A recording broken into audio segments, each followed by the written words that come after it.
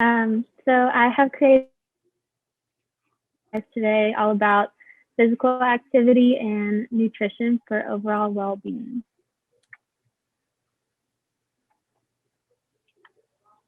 So a little bit about me. My name is Adrianna Riggins, and I'm a graduate student in the dietetic education program here at UAB. And I'm working towards becoming a registered dietitian.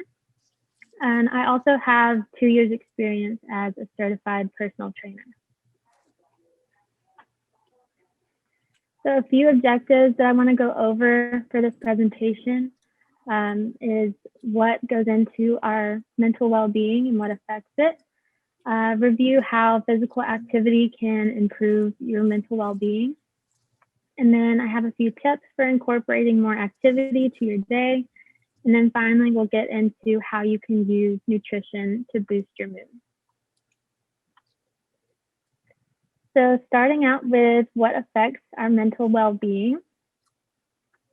So there are many factors that contribute to our mental well-being, and I just wanted to go through a few of them. So with the stigma that's placed on mental health conditions, I found that this really great quote, that good mental health is more than just the absence of mental illness. It can be seen as the state of mental health that allows one to flourish and fully enjoy life. So what we're focusing on is your overall outlook on life. Starting out with environment. So this could be the cleanliness of your space. And surrounding yourself with a clean space can really affect your mood and how easily or well you're able to approach the task at hand. Your environment also includes the people that you surround yourself with. So for example, if you're surrounded by friends and family that are very positive and motivated people, you'll pick up on that mentality and find yourself with a brighter outlook and an increase of positive thoughts. So as opposed to constantly being around people that complain a lot, that can really expose you to an increase in negative thoughts. Next, I'll get into stress level. So this could be many different things. Your workload, it can be the internal expectations that we place on ourselves, as well as external expectations that are maybe placed on us by friends or family. Also physical activity, both extremes of it. So lack of physical activity can cause a lot of stress on us, and too much physical activity can cause a lot of stress on our bodies. So there's always that threshold, and that threshold is different for every individual. And also, as far as consumption, in regards to both media and nutrition, for media, it's really beneficial to limit your intake of news and media. A lot of times, if we spend a lot of time in front of the news channel, we're taking in a lot of negativity. And we do have to stay up to date on what's going on, but just keeping in mind and being mindful of limiting that can be beneficial. And as far as nutrition, we all know that our mood can really affect our food choices, but also vice versa. Our food choices can over time affect our mood. So for example, if you're eating a diet that's high in processed sugars and maybe high in calories, you can really feel lethargic after meal times. So that can really decrease your motivation to get things done, get moving, and affect your mental well-being.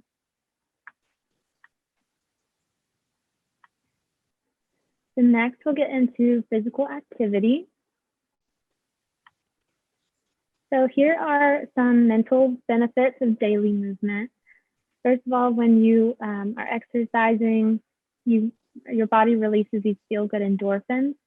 So this is what reduces your stress levels, therefore improving your sleep quality. Also, movement can really boost your confidence as you're reaching those goals that you're setting for yourself, and you're gaining skills that maybe you didn't think were attainable. And you also start feeling better about your appearance, and just finding movement that you enjoy really gives you something to look forward to each day. So the next thing would be social interaction. And even though all physical activity has been shown to decrease the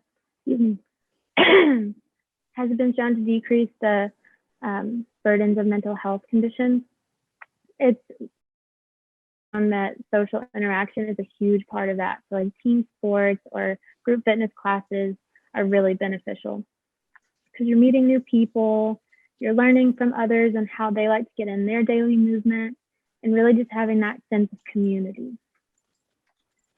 And lastly, movement is a really great coping strategy to direct your focus towards something positive and can help you get away from some of those negative thoughts.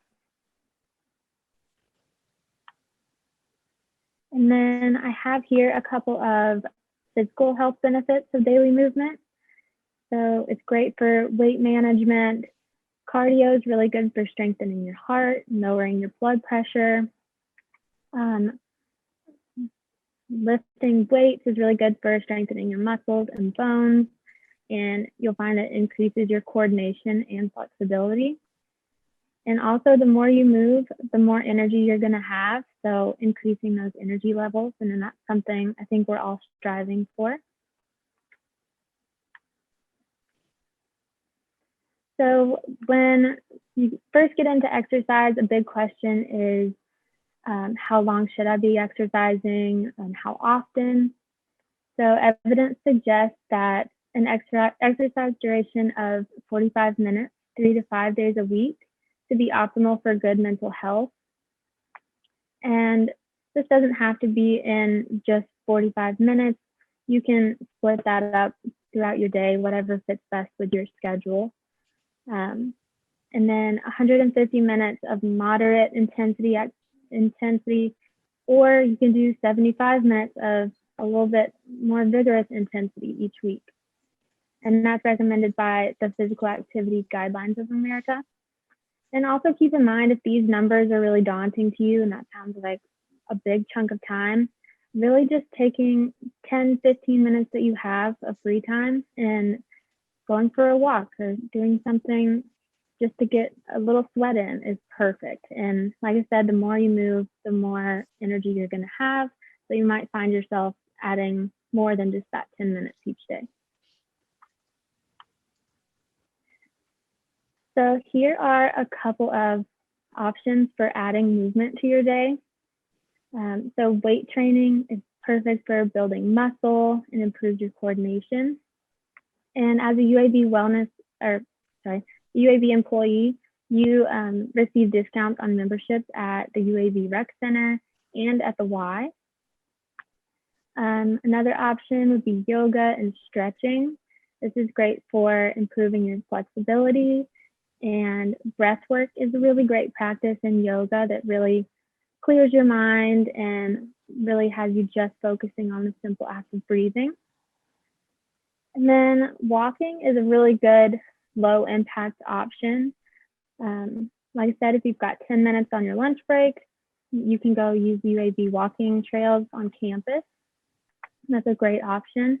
And also walking is good for multitasking. So you can call a friend while you're walking, or listen to a podcast, or just listen to some music while you're walking. And then cardio.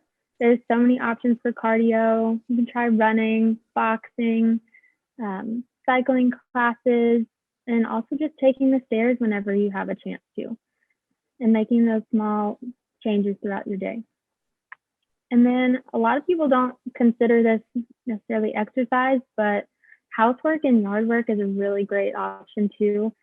So sweeping and mopping, and also just getting outside and gardening is a great option for movement. So if you guys would just comment in the chat box your favorite form of exercise, or if there's anything I left out that you like to do, or if there's anything included on the screen that you like to do.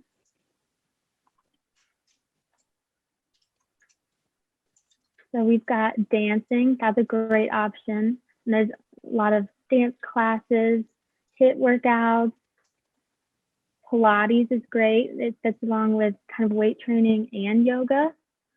Yard work, perfect.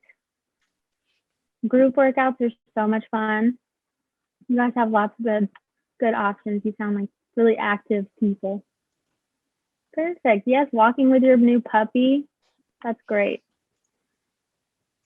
All right. Swimming. Swimming too is another cardio that I didn't mention. That's awesome.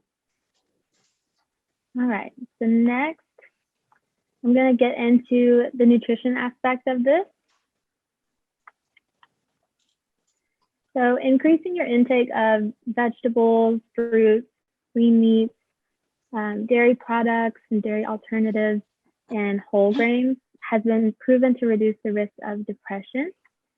And aside from talking about the nutrients that you're getting that's helping reduce this risk, also just taking the time throughout your day to really create your meals and take the time to appreciate the nutrients that you're putting in your body can be really therapeutic, and it's a good time to take for yourself.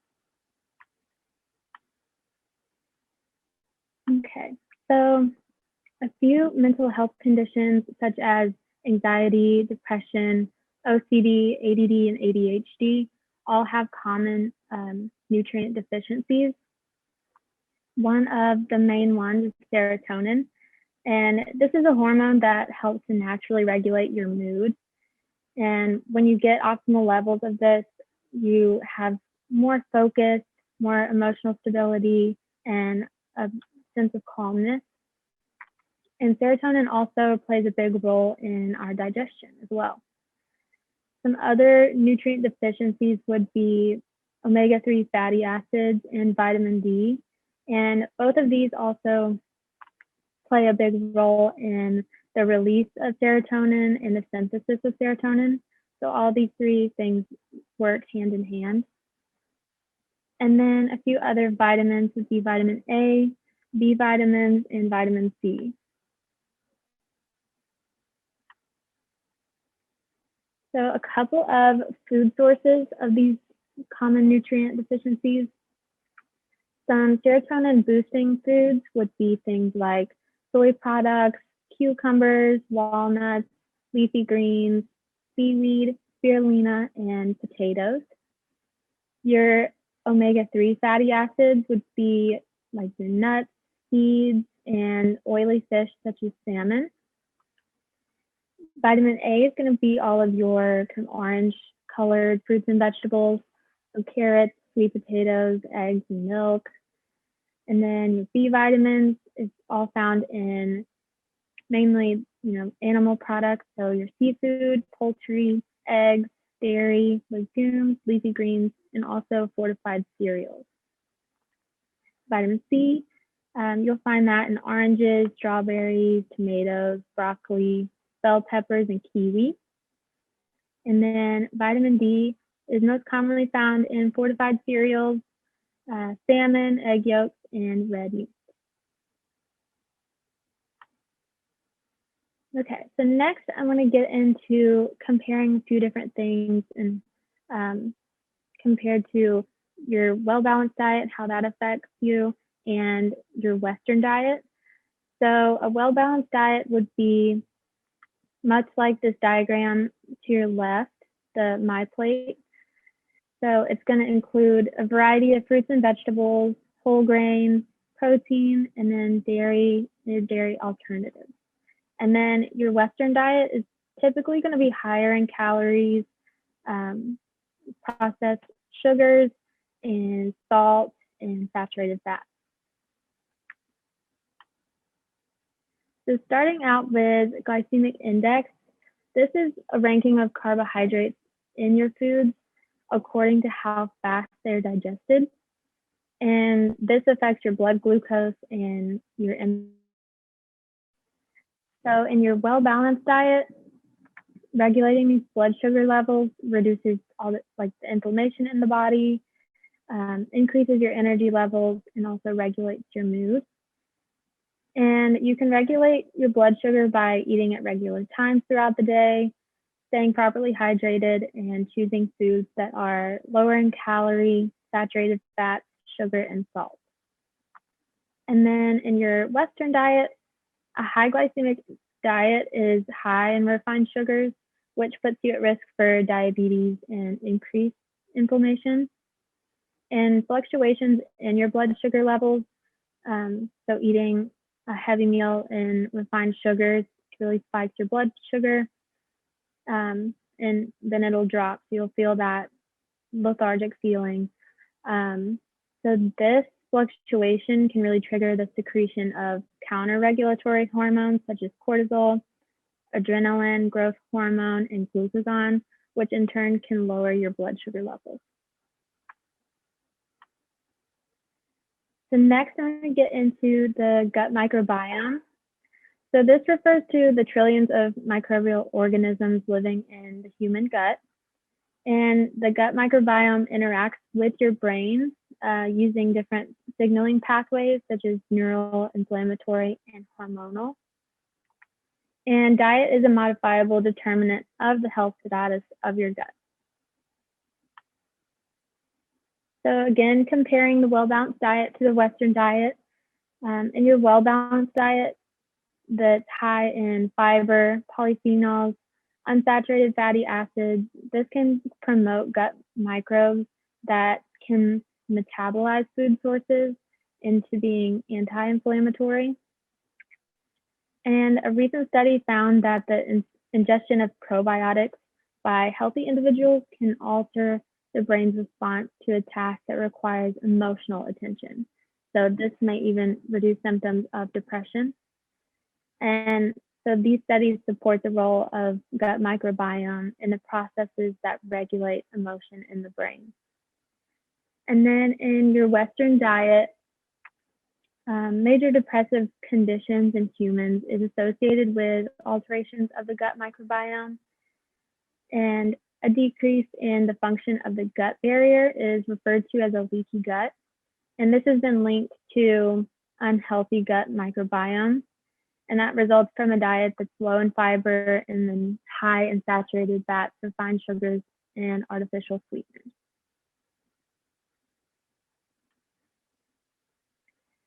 So in conclusion, your environment, your stress levels, and consumption of both food and media all play a role in our overall mental well-being. There are many benefits related to daily movement on both your physical and mental health. And nutrition is linked to mental health as shown by the common deficiencies in mental health conditions, the relationship of mind and gut microbiome, and the relationship between mood and blood sugar levels. So overall, incorporating a well-balanced diet is very beneficial to improving our overall mental well-being. And that concludes my presentation. So now if there's any questions.